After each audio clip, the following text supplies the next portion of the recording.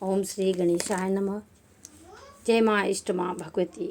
ओम नमो पार्वती पते। हर हर महादेव। मैं नवरात्रि का आज तीसरा दिन चंद्र घंटा माता की पूजा होती है। तीसरा अध्याय महिषासुर का वध और चौथा अध्याय देवताओं द्वारा देवी की स्तुति का पाठ करूँगी। मुझसे जो भी गलती होगी पाठ करने में मुझे माफ़ कर देना। जो चंद्र घंटा माता हैं, चलो साफ नहीं आ रहा मेरे इसमें माता का। तीसरा दिन है। पिंडज प्रवरारूढ़ा चंडकोपा स्वकैर्युता प्रसादम तनुते मह्यम चंद्रघंटैति विश्रुता। माँ दुर्गा जी की तीसरी शक्ति का नाम चंद्रघंटा है। नवरात्रि उपासना में तीसरे दिन इन्हीं के विग्रह का पूजन आराधन किया जाता है। इनका यह स्वरूप परम शांतिदायक और कल्याणकारी है। इनके मस्तक में घंटे के आकार का चंद्र घंट है, इसी कारण इस देवी को चंद्र घंटा कहते हैं। इनके शरीर का रंग स्वर्ण के समान चमकीला है। इनका वाहन सिंह है।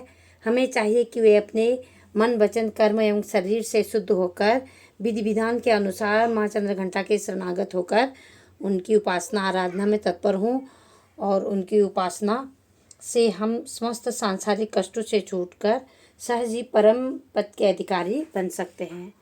बोलो इष्ट माँ भगवती माता की जय। और मैं दुर्गा सप्तशती का तीसरा अध्याय करने जा रही हूँ, महिषासुर का वध। आप लोग ज़रूर सुनिएगा। सुनने मात्र से ही पूरा पढ़ने के बराबर फल मिलेगा आप लोगों को। जो भी मनुष्य इनको सुनते और पढ़ते हैं उनको माँ भगवती खुश होकर आशीर्वाद बरसाते हैं उनके ऊपर। श्री मेधा ऋषि बोले, महिषासुर के सेनापति चिक्षुर ने जब यह देखा कि हमारी सेना तो इस प्रकार मारी जा रही है, तब उसमें बड़ा क्रोध उत्पन्न हो गया। जब वो स्वयं भी अंबिका के साथ युद्ध करने लगा, युद्ध में जाकर उसने देवी जी पर बाणों की इस प्रकार वर्षा की जैसे मेघ सुमेरु पर्वत की चोटी पर जाकर जलधारा बरसा रहा हो। तब देवी ने उनके धनुष तथा ध्वज को भी काट दिया। फिर बाणों द्वारा उसके सारथी घोड़ों को मार डाला। फिर झटपट उसका धनुष और ऊंची लहराती ध्वजा काटकर गिरा दिए। जब उसका धनुष कट चुका तब अपने बाणों से उसके अंग बीत डाले। उसका सारथी एवं घोड़े मर चुके थे और धनुष कट चुका था, तो वो बिना रथ के पैदल तलवार ढाल लेकर देवी के रथ की ओर दौड़ा। तेज तलवार से सिंह पर जाते ही प्रहार कर दिया। फिर देवी जी की वाम भुजा पर जोर से प्रहार किया।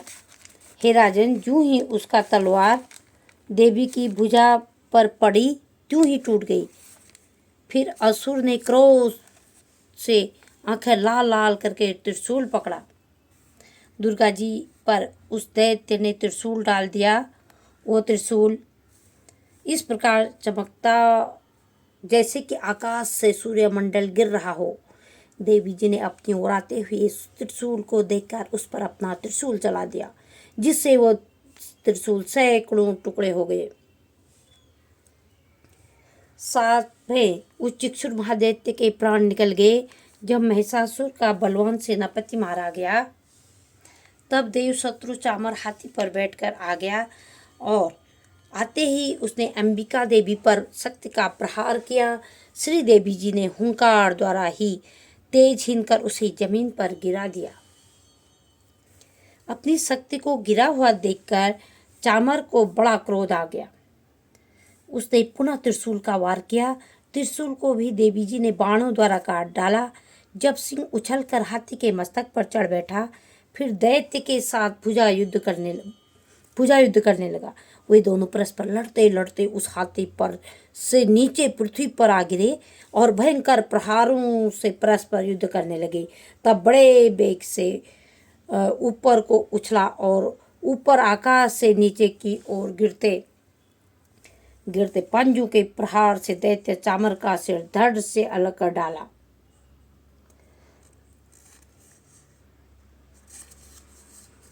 बोलो इष्ट माँ भगवती माता की जय। क्रोधित देवी जी ने शिला एवं वृक्ष आदि से युद्ध में उदग्र को मार डाला। फिर कराल को भी अपने दांतों, मुक्कों एवं थप्पड़ों के द्वारा मार डाला। क्रोध में परिपूर्ण देवी ने गदा की चोटों से उद्धत को भी मार डाला। भिंदपाल शस्त्र द्वारा वास्कल तथा बाणों द्वारा अंधक एवं ताम्र को मारकर यमलोक भेज दिया। त्रिनेत्र धारिणी देवी परमेश्वरी के उग्रास्य उग्रवीर्य महाहनु नाम के दैत्य को त्रिशूल द्वारा मार गिराया। तलवार से विडाल का सिर धड़ से अलग कर दिया। दुर्धर और दुर्मुख इन दोनों को वाणों द्वारा यमपुरी पहुंचा दिया। इस प्रकार अपनी सेना का नाश होता देखकर भैंसे का रूप बनाकर महिषासुर उन गणों को डराने लगा। कुछ एक गण पर अपने सींगों से वार किया, दूसरों को सींगों से फाड़ा। कुछ एक को वेग द्वारा, दूसरों को सिंहनाद द्वारा और घूमने से अन्यों को सांस द्वारा पृथ्वी पर गिराया। बोलो इष्ट माँ भगवती माता की जय। इस प्रकार गण सेना को गिराकर वह महेश सिंह की ओर झपटा। जो ही सिंह को मारने लगा तब जगदम्बा को बड़ा क्रोध उत्पन्न हुआ। इधर महापराक्रमी महिषासुर भी क्रोध से पृथ्वी को अपने खुरों से खोदने लगा। फिर सींगों से बड़े ऊंचे ऊंचे पहाड़ उठाकर फेंकने लगा। साथ में गरजने लगा। वेग के साथ घूमने पर पृथ्वी शुद्ध होकर फटने लगी। उसने पूंछ से समुद्र पर प्रहार किया, जिससे शुद्ध होकर समुद्र पृथ्वी को चारों ओर से डुबाने लगा। चलायमान होते हुए सिंह के द्वारा छिन्न भिन्न हुए बादल के खलखस हो गए। उसके श्वासों से उड़ते हुए सैकड़ों पर्वत आकाश से गिरने लगे। इस प्रकार क्रोधपूर्वक उस महादैत्य को अपनी ओर आता देखकर चंडिका उसे मारने के लिए क्रोध में आ गई। कुपित चंडिका ने उसकी ओर पास फेंका। उसके द्वारा उस दैत्य को बांध लिया। तब तो उस महायुद्ध में फंसे उस दैत्य ने अपने महिषासुर का रूप त्याग कर दिया और सिंह के रूप में आ गया। जैसे ही चंडिका उसका सिर काटने लगी तब तो वो तलवार हाथ में लिए पुरुष दिखाई देने लगा। तब शीघ्रता से तलवार ढाल वाले उस पुरुष को अपने बाणों से देवी जी ने बीट डाला। अब एक बड़ा हाथी हो आया। अपनी सूंड से देवी जी के सिंह को खींचा, फिर गरजने लगा। उसके खींचते समय अपनी खड्ग के द्वारा देवी जी ने उसकी सूंड को काट दिया। फिर वह महादैत्य भैंसे के रूप में आ गया और चर चर जीवों को सताने लगा। तो जगत माता चंडिका क्रोध में आकर फिर उत्तम मधुपान करने लगी और लाल लाल नेत्र करके हंसने लगी। वह दैत्य भी बल पराक्रम के मद में उन्मत्त होकर गरजने लगा और अपनी सींगों से पहाड़ उठा कर देवी जी की ओर फेंकने लगा। बोलो इष्ट माँ भगवती माता की जय। देवी जी ने भी अपने बाणों के प्रहार से उसे फेंके हुए पर्वत को चूर चूर कर डाला। तब सुरापान के मद के कारण लाल लाल नेत्र वाली चंडिका जी ने कुछ लड़खड़ाते शब्दों में कहा, अरे मूर्ख, जब तक मैं मधुपान कर लूं तब तक तू गरज ले। मेरे संग्राम भूमि में तेरा वध हो जाने पर तो शीघ्र ही देवता भी गरजने लगेंगे। ऋषि बोले। इस प्रकार कहकर देवी जी उछलकर उस महादैत्य पर चढ़ गई। पैरों से दबाकर दैत्य के कंठ पर त्रिशूल से वार किया। देवी जी के पांव से दबे हुए उस दैत्य ने अपने मुख से बाहर निकलने का प्रयत्न दूसरे रूप में किया। बोलो इष्ट माँ भगवती माता की जय। अभी आधा ही निकला था कि देवी जी ने अपने प्रभाव से उसे वहीं रोक दिया। आधा निकलकर भी उस दैत्य ने युद्ध करना नहीं छोड़ा। तब देवी जी ने अपनी तलवार से उसका सिर काट कर नीचे ही गिरा दिया। दैत्य सेना हाहाकार करने लगे। तब उस सारी सेना का भी देवी जी ने नाश कर दिया। बोलो इष्ट माँ भगवती माता की जय। सभी देवता अत्यंत प्रसन्न हुए। दिव्य महर्षियों के साथ सभी देवताओं ने स्तुतियाँ की। गंधर्वराज गायन करने लगे, अप्सराएं नाचने लगी। बोलो इष्ट माँ भगवती माता की जय। अब चौथा अध्याय है देवताओं द्वारा देवी की स्तुति। बोलो इष्ट माँ भगवती माता की जय। ऋषि बोले, अत्यंत पराक्रमी उस दुरात्मा महिषासुर एवं उसकी सेना के देवी द्वारा वध किए जाने पर इंद्र आदि देवतागण देवी जी की स्तुति करने लगे। जिस देवी ने अपनी शक्ति से सारे जगत को व्याप्त कर रखा है, जिसका स्वरूप सभी देवताओं का समूह है, सभी देवता एवं महर्षि जिसकी पूजा किया करते हैं, उस अंबिका को हम प्रणाम करते हैं। बोलो इष्ट माँ भगवती माता की जय। वही देवी हमारा कल्याण करे, जिसके अतुल प्रभाव को एवं बल को भगवान विष्णु, ब्रह्मा तथा शंकर भी नहीं कह सकते। वही चंडिका देवी संपूर्ण जगत के पालन के लिए अशुभ भय का नाश करे। पुण्यात्मों के घरों में आप लक्ष्मी स्वरूपा हो। पापियों के घरों में दरिद्रता, पवित्र बुद्धि वालों के हृदय में बुद्धि, श्रेष्ठ पुरुषों के यहाँ श्रद्धा, कुलीन मनुष्य में लज्जा स्वरूप हो। हे देवी जी, हम आपको प्रणाम करते हैं। आप संसार का पालन करें। हे मातेश्वरी, आप इस अचिंत्य स्वरूप का असुरों के संहार करने वाले आपके महान पराक्रम एवं देवता तथा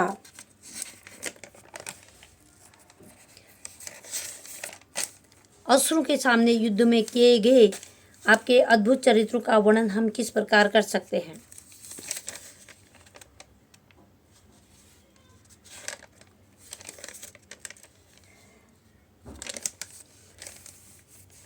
हे भगवती, आप संपूर्ण संसार के उत्पत्ति का कारण हो। सत्वगुण, रज, तम इन तीनों गुणों वाली होते हुए भी आप अजय अज्ञेय हो। दोषों के कारण हम लोग आपको जान ही नहीं सकते।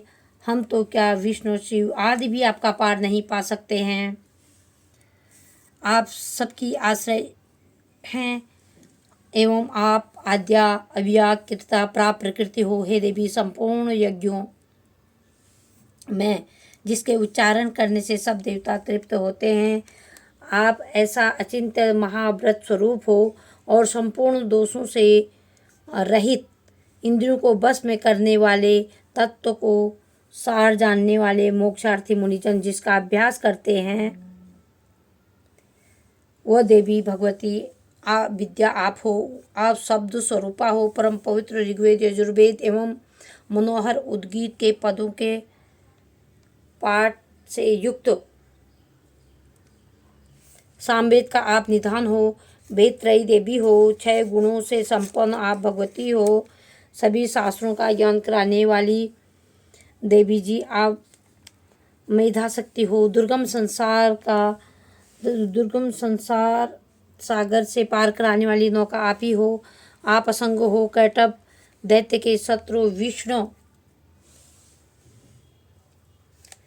के वक्ष स्थल पर निवास करने वाली आप लक्ष्मी स्वरूपा हो एवं चंद्रमा को मस्तक पर धारण करने वाली भगवान विष्णु शंकर द्वारा सम्मानित आप गौरी हो।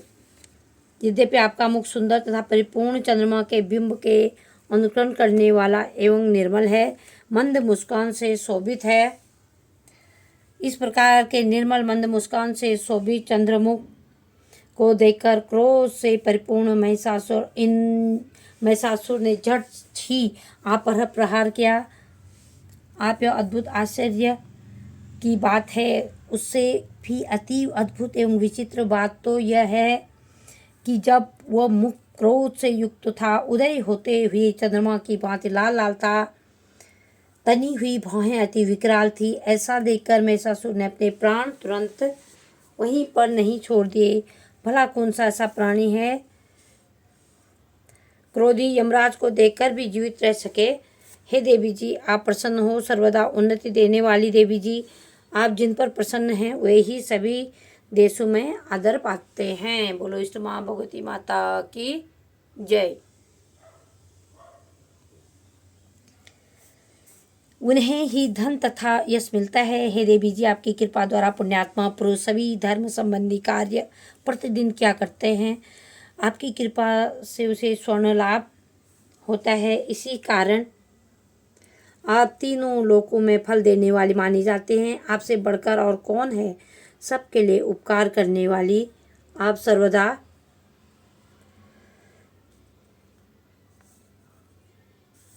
सबके लिए उपकार करने वाली हो। आप सर्वदा दयामयी हो। इन राक्षसों के वध करने से जगत सुखी हो। ये राक्षस कभी नरक के लिए चिरकाल तक भले ही पाप करते रहे हों, युद्ध में इनका वध आपने इसलिए किया कि मुझसे मारे हुए स्वर्ग में चले जाए। बोलो इष्ट माँ भगवती माता की जय।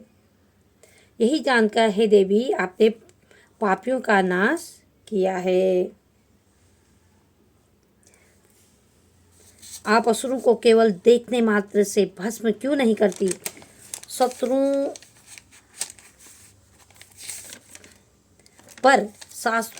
पर शास्त्रों का प्रहार क्यों कर दिया करते हो। इसका भी कारण है, क्योंकि शत्रुगण मेरे शस्त्रों से मरकर पवित्र होकर उत्तम लोकों में पहुंच जाते हैं। इस प्रकार आपके यह विचार अति उत्तम है। उनका शील स्वभाव दुराचारियों के दुष्ट स्वभाव को निवृत्त करने वाला आपका रूप अचिंत्य है। उनकी अन्य किसी के साथ तुलना नहीं हो सकती है। बोलो इष्ट माँ भगवती माता की जय। आपका पराक्रम तो देवताओं के पराक्रम को नष्ट करने के लिए दैत्यों के पराक्रम का नाश करने वाला है। इस प्रकार आप शत्रुओं पर भी दया किया करते हो। आपके पराक्रम की तुलना है देवी किसी के साथ नहीं हो सकते हैं। आपके रूप तो परम मनोहर हैं, परंतु शत्रु को भयभीत करने वाला है। हे वरदायिनी, तीनों लोकों में यह आप में ही दिखाई देते हैं। हे देवी जी, शत्रुओं का नाश करके इनकी सारी त्रिलोकी की आपने रक्षा की। युद्ध भूमि में उन राक्षसों का विनाश करके उन्हें स्वर्ग को पहुंचा दिया और वहां हमारा भय भी दूर कर दिया, जो कि हमें उन्मत्त दानव डराया करते थे। हे माता, आपको नमस्कार है। हे देवी, आपकी त्रिशूल से रक्षा करें। हे अंबिके, खड्ग द्वारा हमारी रक्षा करें एवं घंटा के शब्द तथा धनुष की टंकार से हमारी रक्षा करें।